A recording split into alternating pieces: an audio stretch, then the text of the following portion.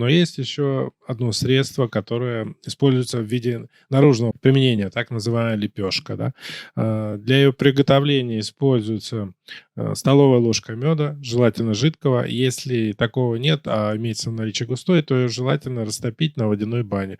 В этот мед добавляется мука, столовая ложка, до такой плотной консистенции, столовая ложка горчицы. Все замешивается и постепенно добавляется еще пару столовых ложек муки для того, чтобы консистенция была достаточно плотная. Дело в том, что если приложить лепешку на кожу, а температура тела достаточно высокая, то и консистенция лепешки будет не слишком густая, она может потечь. Затем формируется лепешка, замешивается, укладывается на 2-3 слоя марли, вот, и прикладывается, ну, в данном случае грудной клетки.